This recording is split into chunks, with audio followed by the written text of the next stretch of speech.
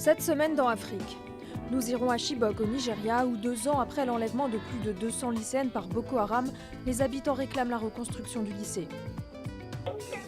Nous nous rendrons ensuite en Centrafrique où un système de radio local permet d'alerter en temps réel les populations en cas d'attaque.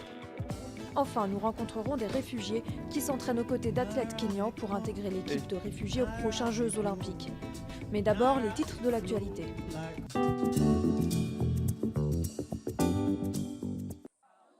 Deux ans après l'enlèvement de plus de 200 lycéennes à Chibok au Nigeria, le groupe islamiste Boko Haram a envoyé une preuve de vie au gouvernement nigérian.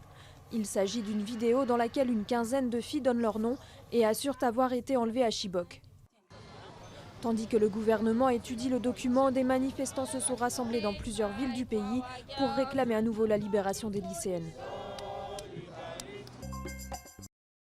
C'est la plus grande marche organisée depuis près de 10 ans contre le président Robert Mugabe.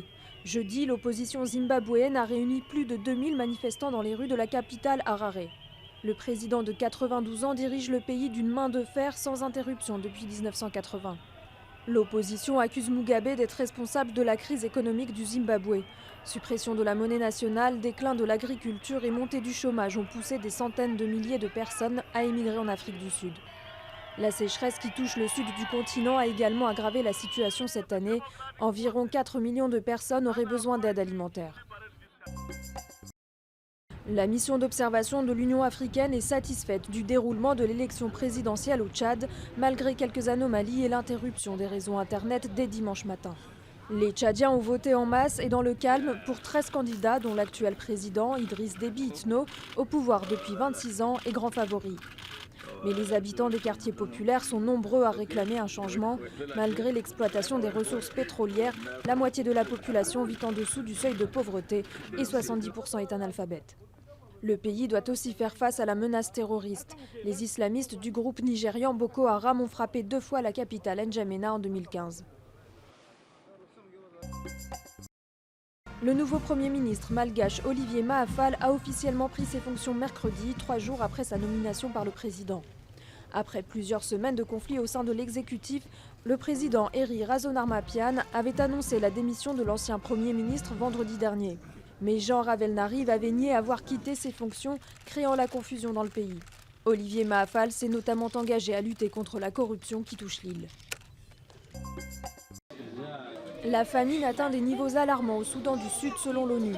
Malgré la signature d'un accord de paix en août, les combats n'ont jamais vraiment cessé entre l'armée régulière et différents groupes rebelles. Résultat, les produits alimentaires coûtent très cher et s'épuisent rapidement. L'Organisation de l'ONU pour l'alimentation et l'agriculture s'inquiète que l'intensification des combats mette la prochaine saison agricole en danger et que la malnutrition aiguë s'étende à l'ensemble du pays.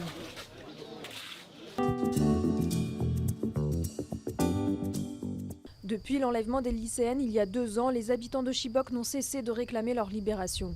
Et aujourd'hui, ils demandent aussi la reconstruction du lycée. Des ruines, c'est tout ce qu'il reste du lycée de Chibok après le passage de Boko Haram il y a 2 ans. Peu avant les élections, l'année dernière, l'ancien président Goodluck Jonathan avait promis la reconstruction du bâtiment. Mais à part quelques piles de parpaings, aucun signe de chantier. Les habitants sont en colère. Il faut simplement que nos enfants, notre population, puissent continuer leurs études. Mais depuis 2 ans, il n'y a ni école ni enseignement à Chibok. Les habitants ont demandé au gouvernement l'ouverture d'une autre école publique, en vain. Boko Haram a gagné, eux qui disent qu'ils ne veulent pas d'éducation à l'occidentale. L'instituteur s'indigne d'autant plus que des écoles ont déjà rouvert dans les localités voisines touchées par les incursions des islamistes. La population de Chibok se sent abandonnée. Pourtant, les parents des lycéennes enlevées il y a presque 2 ans n'ont pas complètement perdu espoir. La contre-offensive de l'armée nigériane a permis d'affaiblir les insurgés islamistes dans la région et des miliciens engagés dans la lutte contre Boko Haram patrouillent dans la petite ville. Quand je verrai ma fille revenir, mon cœur s'emplira de joie. Tous les petits maux et autres contrariétés disparaîtront et je serai vraiment heureux. En attendant ce jour, Yawale prie avec d'autres parents pour le retour sain et sauf de leur fille. À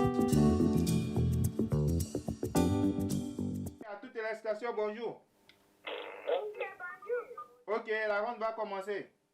7h30, comme chaque matin, Joannick s'enquiert de nouvelles attaques dans la région.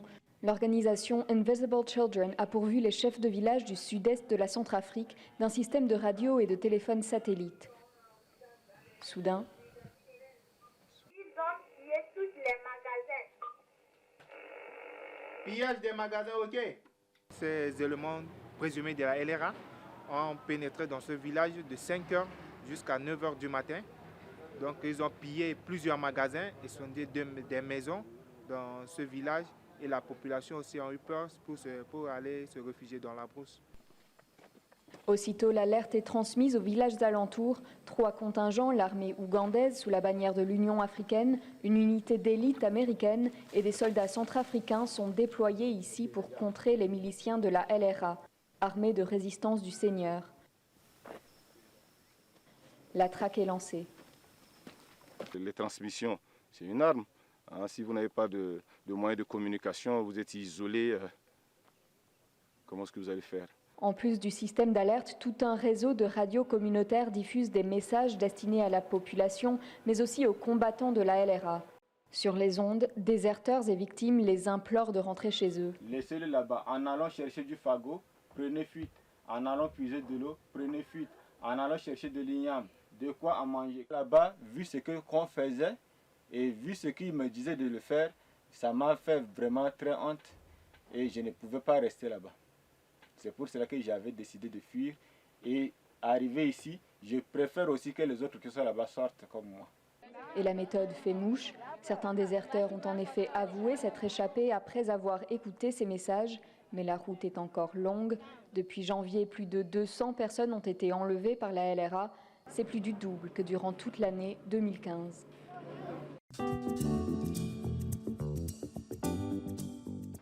Angelina Ndai a été repérée il y a 6 mois lors de courses organisées dans un camp de réfugiés au Kenya où elle est arrivée après avoir fui la guerre civile au Soudan du Sud. Aujourd'hui, elle s'entraîne dur dans l'espoir d'être sélectionnée dans l'équipe de réfugiés qui ira à Rio. Je serais très fière d'être là-bas et d'être reconnue comme sud-soudanaise parce que je crois que la plupart des champions sud-soudanais n'ont jamais été au JO. Mais peut-être que cette année, au moins un d'entre eux pourra représenter le pays. Ils sont une quarantaine de prétendants pour seulement 5 à 10 places dans l'équipe. Et la transition entre les camps de réfugiés et la piste d'athlétisme n'est pas facile. Plusieurs ont déjà abandonné, leur corps n'a pas résisté à l'intensité des entraînements. Une école a été réquisitionnée dans le sud du pays pour ces sportifs pas comme les autres, et c'est l'ancien entraîneur de l'équipe olympique kenyane qui est en charge de leur préparation. Ils sont arrivés à l'état brut, nous les avons perfectionnés et maintenant vous voyez, ils courent comme les autres athlètes qui s'entraînent ici. La seule différence, c'est que les autres sont l'élite et eux, ici, marchent dans leurs pas. John Azra est particulièrement satisfait des performances de Mohamed Aboubakar aux 5000 mètres. Ce réfugié somalien est arrivé au Kenya à l'âge de 5 ans et a passé les 20 dernières années dans des camps. Ses coéquipiers le surnomment Mo Farah en raison de sa ressemblance avec le champion britannique d'origine somalienne. Mo est somalien, je suis somalien et je serai très heureux d'être comme lui dans les années à venir. Et si possible, dès Rio. Si son rêve se réalise, s'il parvient à grimper sur un podium à Rio, c'est sous le drapeau olympique et non celui de la Somalie que Mohamed se verrait remettre sa médaille. Mais pour l'instant, le Brésil est encore loin. Lui et Angelina seront en juin, s'ils feront ou non partie de l'équipe olympique de réfugiés.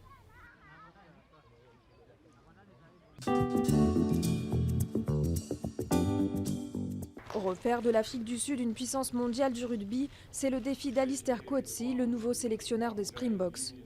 Issu d'une minorité métisse d'Afrique du Sud, il est le 2e entraîneur non blanc des Boks. Le gouvernement a aussi demandé à Alistair Coetzee de former une équipe plus multicolore.